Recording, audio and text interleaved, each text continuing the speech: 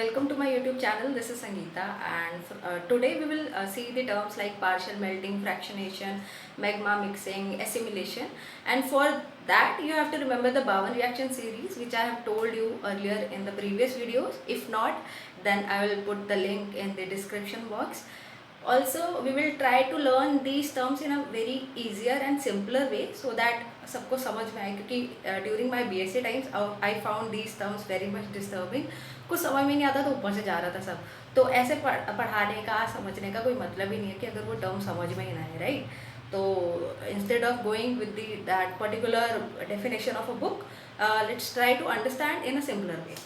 Okay, so what I have written over here, most rock are made up of several minerals. Okay, several minerals with different melting temperature.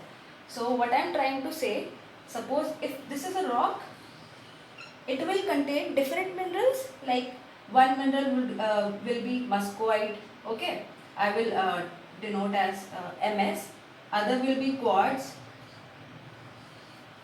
So most rock, this is a rock, it will have different minerals and those minerals will have different melting temperature. It means that if magma comes up, the minerals which are accumulated or present in the rock, they will melt at different temperature. For example, muscovite will melt at 600 degrees Celsius temperature. Okay, and quartz it will melt at, okay, this is x degree Celsius, this is y. ठीक है, कुछ भी मान लो 400 degree Celsius पे ये melt हो रहा है.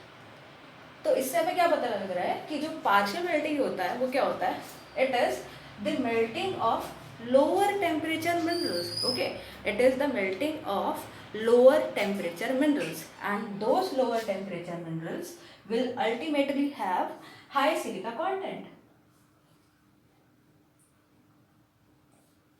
Interesting, right?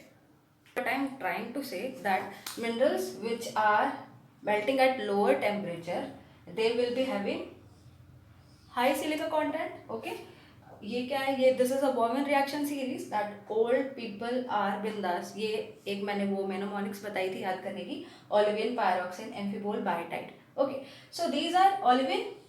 Everybody knows that it is a high melting temperature mineral, means it requires very high temperature for its melting. ठीक है, उसको पिघलाना, मेल्ट करना इज नॉट ईजी. बहुत हाई टेम्परेचर चाहिए, सपोज 1200 डिग्री सेल्सियस या फिर 1000. But in case of potash feldspar, muscovite and quartz, they require very low melting temperature. ठीक है, तो what is partial melting? It is the melting of lower melting temperature minerals. और क्या होगा कि जैसे ही लो मेल्टिंग टेम्परेचर, जो ज़्यादा टेम्परेचर जिनको मेल्ट होने के लिए नहीं चाहिए, अल्टीमेटली क्या होगा, they will produce high silica content minerals like के फेल्डस्पार, मस्कोवाइट एंड क्वार्ट्ज. पुरानी वाली चीज़ आपको समझ में आ गई होगी. So partial melting is simply कि पार्शियल मेल्टिंग हो रही है किसी चीज़ की, कंप्लीट मेल्टिंग नहीं हो रही. तो पार्शियल मेल्टिंग दो टेक्टोनिक सिचुएशन में हो सकती है. Either it can be divergent or convergent. Okay, so if it is a divergent, we know what happens in divergent margins. They are mid-oceanic ridges. Okay, and what we usually get at with mid-oceanic ridges, where plates are diverging or moving away from each other, we get basalt over there. Okay, so what I am trying to say, that if the source rock is ultramafic, which is in mantle we have peridotite, which is ultramafic rock. Okay, so from ultramafic source rock we get basalt. So this is from ultramafic, we are getting what, we are getting mafic product, which is basalt, if it is producing in a volcanic environment. And if it is plutonic, then what? Okay, so from ultramafic we are getting mafic product, which is basalt if it is volcanic, and if it is plutonic then we are getting gabbro in place of basalt. Okay, okay. And what happens in case of subduction? See, the oceanic crust is getting subducted. Okay, and we all know that at some point of time जितना भी water content होगा it will be driven of, okay, and it will produce felsic magma.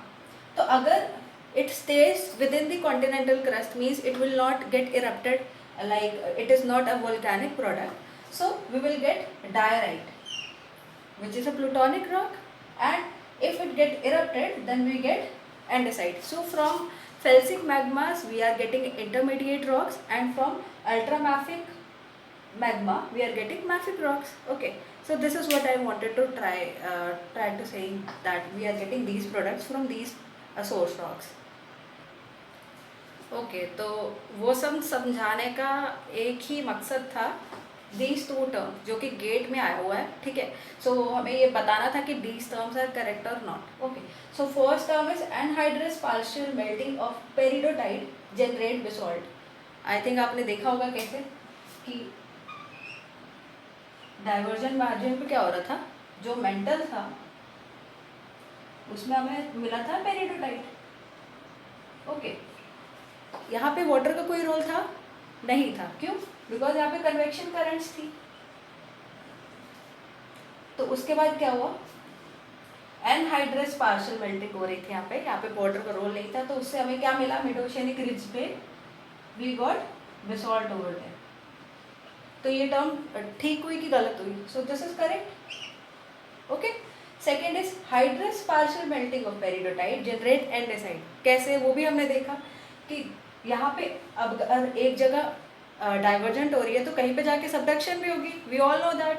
तो यहाँ पे जाके जहाँ पे subduction हो रही थी, यहाँ पे क्या हुआ, वाटर जितना भी था एक डेप्थ पे जाके सारा वाटर वहाँ से बाहर निकला, जो भी रॉक का था. Water driven of, I am sorry मेरा ये मार्कर चल नहीं रहा है. वाटर ड्रिवन ऑफ हुआ तो क्या हुआ, फेल्सिक मैग्मा से हमें क्या मिला था, वहाँ पर एंडेसाइट मिला था. तो जो भी पीछे मैंने समझाया था उसका मकसद ही था ये दो टर्म्स बताना आपको कि ये दो टर्म्स गेट एग्जाम में आई थी और उसका रीज़न ये है. Okay, so next term is differentiation. बहुत ही भारी वर्ड है ना, लाइक चलो डेफिनेशन पढ़ते हैं. This is a process operating within the magma by which a homogeneous part magma breaks up into two fraction with diverse composition and form different types of rock. क्या लिखा है, मतलब BSc time पे मुझे तो नहीं समझ में आता था, अगर आपको समझ में आ गया ना तो बहुत अच्छी बात है. देखो इसमें सिंपल क्या लिखा हुआ है कि होमोजीनियस पेरेंट मैग्मा है, जिसके होमोजीनियस मीन्स सिमिलर उसके करेक्टर है, कोई डिफरेंस नहीं है. एक पेरेंट मैग्मा है ना, उसकी ए कंपोजिशन है, ठीक है, और ये होमोजीनियस है. इससे क्या बन रहा है, दो प्रोडक्ट बन रहे हैं. एक बन रहा है ए डैश और एक बन रहा है ए डबल डैश, ठीक है. और इसको बोलते हैं कि ये टूट के जो है डाइवर्स कंपोजिशन बना रहा है और डिफरेंट टाइप ऑफ रॉक बना रहा है, ठीक है. पहले तो ये होमोजीनियस था, चल रहा है यार, पहले तो ये होमोजीनियस था, अब ये बन गया है हेट्रोजीनियस, ठीक है.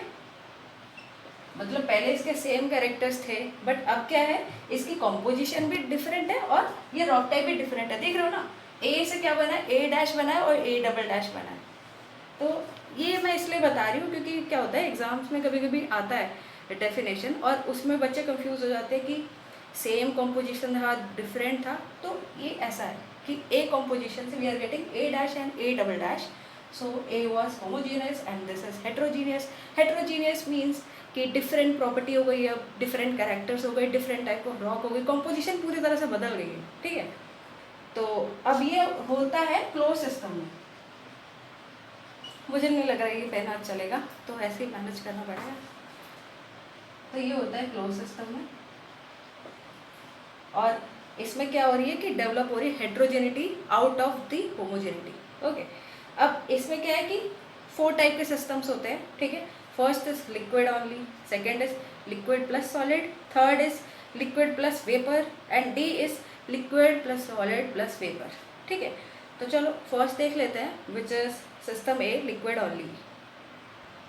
चलो, so system A with the diffusion. So what will happen, जहाँ पे मैग्मा की मेल्टिंग हो रही है तो सेंट्रल पार्ट तो हमेशा ही हॉट रहेगा, है ना, और वहाँ पे हमें क्या मिलेगा, लिक्विड मिलेगा हमेशा, सॉलिड और क्रिस्टल तो मिलेगा नहीं. but as we move towards the margin, what we will get? We will get cooler region.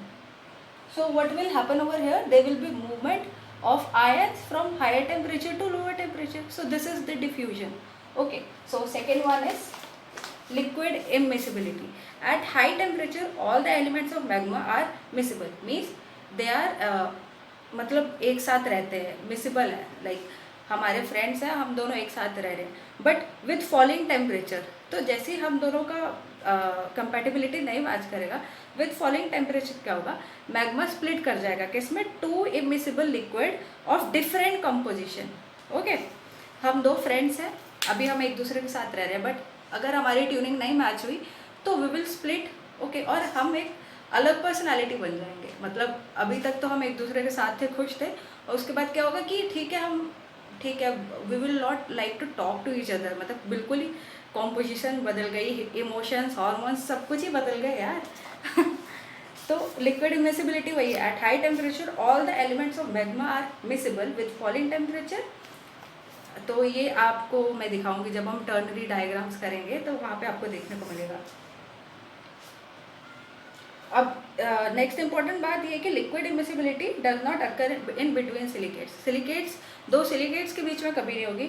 या तो सल्फाइड सिलिकेट्स में होगी, सिलिकेट कार्बोनेट में होगी, या फिर सल्फाइड या फिर ऑक्साइड्स में होगी. ठीक है, मीन्स एक टेम्परेचर है, उसमें ए और बी साथ में, इन दोनों की सेम कॉम्पोजिशन है, मिसिबल, एक दूसरे के साथ मिक्स हो सकते हैं. बट जैसे जैसे टेम्परेचर कम हुआ, 1000 था, 600 पे आ गया, यहाँ पे ये दोनों अलग हो गए. ए अलग हो गया, बी अलग हो गया. At falling temperature they will split, अलग अलग हो गए, और दोनों की अलग कॉम्पोजिशन भी हो गई है. ठीक है. Okay, so system B is liquid plus solid. Okay, we are getting liquid as well as solid over here. So first one is fractional crystallization. कब से हम इसको देख रहे हैं? What is it? कि with cooling of magma crystallization begin and earliest mineral will start crystallization. Okay, तो 52 reaction series हम कर ही चुके हैं. एक होती है कॉन्टिन्यूस, सेकेंड इज डिसकॉन्टिन्यूस. तो you will see that diagram over here. Okay, so second one is gravity settling. What happen in gravity settling, जो हेवी क्रिस्टल होता है ना, जो सबसे पहले बनेंगे, they are heavy. Okay, so they have tendency to sink down. They are heavier, they sink down. और जो लाइटर होंगे वो फ्लोट करते हैं ऊपर. So it all depends on the shape, size, weight of crystal and viscosity of magma. ठीक है. तो उसके बाद रेट ऑफ सिंकिंग है जो क्रिस्टल्स की, वो किससे हम करते हैं? स्टोक्स लॉ से, which is V is equal to 2G upon. Okay, so V is terminal velocity, NANS is difference in density of crystal and magma, and V is the coefficient of viscosity. तो जो मोनोमिनरलिक rocks होते हैं ना, वो mainly इस process से बनते हैं, ग्रेविटी सेटलिंग से. Okay, so next is filter pressing. इसमें एक सिंपल है दैट जो लिक्विड पोर्शन है ना पार्शियली क्रिस्टलाइज मैग्मा का, ड्यू टू स्ट्रेस क्या होगा, वो जो है फिल्टर आउट हो जाएगा. So this residual magma will migrate to a region of, जो लो प्रेशर एरिया है वहाँ पे जाके वो माइग्रेट करेंगे और एक्यूमुलेट हो जाएंगे, और वहाँ पे एक नई टाइप के रॉक बना देते हैं. ठीक है.